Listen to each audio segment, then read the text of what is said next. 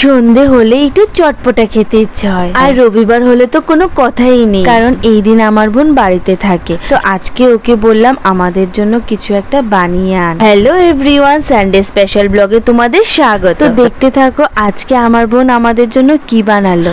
তো এক সাইডে ও একটা তাওয়া আর এক সাইডে একটা কড়াই বসিয়ে নিল। তাতে ও হালকা আছে কিছু চীনা বাদাম ভেজে নিচ্ছে। বাদামগুলি কিন্তু খুব কম আছে ভেজে নিতে হবে, না হলে পুড়ে যাবে। এক সাইডে কড়াইয়ের মধ্যে ও একটু সরিষার তেল ঢেলে নিল। আমাদের ঘরে যদি সাদা তেল থাকে এখানে সাদা তেল তোমরা ইউজ করো। তারপর তেলটা গরম হয়ে গেলে ও এখানে কুচি করে কেটে রাখা পেঁয়াজগুলি ভালো করে লাল লাল করে ভেজে নেবে। পেঁয়াজগুলি কিন্তু একদম লাল লাল করে ভাজতে হবে, না হলে টেস্টি আসবে। পেঁয়াজের সাথে দিয়ে দিল একটু পরিমাণ মতো লবণ আর স্বাদ অনুসারে হলুদের গুঁড়ো। এখানে হলো আমাদের রাঁধুনি বলাতে ও মুস্কি মুস্কি হেসে পোজ দিচ্ছে। তারপর কয়েকটা কাঁচা লঙ্কা মাঝখান দিয়ে কেটে পেঁয়াজের ভাজাগুলির সাথে দিয়ে দিল। এখানে ওর রান্না শেষ, এখন রান্না করব আমি। এত আলসিয়ে মেয়ে নিজে রান্না করবে বলে আমাকেও কাজে লাগিয়ে দিল। যাই হোক, সম্পূর্ণ রেসিপিটা ওরই ছিল। এখানে দেখো পেঁয়াজগুলি একদম লাল লাল করে ভাজা হয়ে গেছে। পর্যায়ে দিয়ে দেব কুচি করে কেটে রাখা কিছু আদার টুকরো। তোমরা তো জানোই আদাটা কতটুকু উপকার কাশির জন্য, তো ভাবলাম এর সাথে ইউজ করি। আর এখানে ক্যামেরাম্যান নাটক করছে।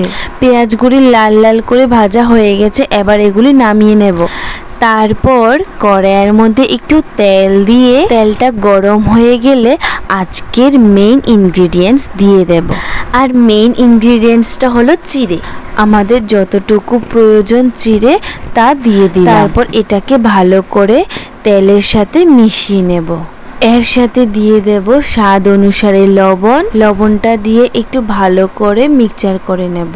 তারপর দিয়ে দেব একটু কালো জিরা। আর অপর সাইডে আমাদের বাদামগুলি একদম ভাজা হয়ে গেছে, আর এগুলির খোসাগুলি ছাড়িয়ে নেব। আর দিয়ে দেব এখানে কিছু লেবু পাতা। আমাদের ঘরে কারি পাতা ছিল না, তাই এখানে লেবু পাতাগুলি ইউজ করেছি। তারপর এর সাথে এই 10 টাকা দামের চানাচুরের প্যাকেটটা ইউজ করব। আমাদের কাছে চিকন চানাচুর ছিল না, তাই এটা ইউজ করেছি, না হলে চিকন চানাচুরই ইউজ করতাম। এই দেখো কি সুন্দর লাগছে দেখতে, একদম পুরো বাজারের চিড়ে ভাজার মতো। দিয়ে দিলাম ভেজে রাখা বাদাম। বাদাম অবশ্য চানাচুরের মধ্যেও ছিল। এবার ভাজা পেঁয়াজগুলো দিয়ে দেবো এর সাথে এবং ভালো করে মিশিয়ে নেব। আর আরেক সাইডে একটা তাওয়া বসিয়ে নিলাম, আর এটাতে ভেজে নেব কয়েকটা পাপড়। আমরা গোল পাপড় ইউজ করেছি, তোমরা এখানে চাইলে যে কোনো ধরনের পাপড় ইউজ করতে পারবে। পাপড়গুলি ভেজে এবার ওই চিড়ে ভাজাগুলির সাথে ভালো করে মিশিয়ে নেব। তারপরই ব্যাস রেডি হয়ে যাবে একদম বাজারের মতো মুড়মুড়ে চিড়ে ভাজা। সময় পেলে তোমরা অবশ্যই এটা বাড়িতে একবার ট্রাই করে আর জানিও যে কেমন হলো। আমাদের থেকে তো একদম দারুণ লেগেছে। বাজারের চিড়ে ভাজা থেকেও ভীষণ টেস্ট। যদি ভালো লাগে অবশ্যই লাইক, কমেন্ট এবং শেয়ার করে দিও। Bye bye.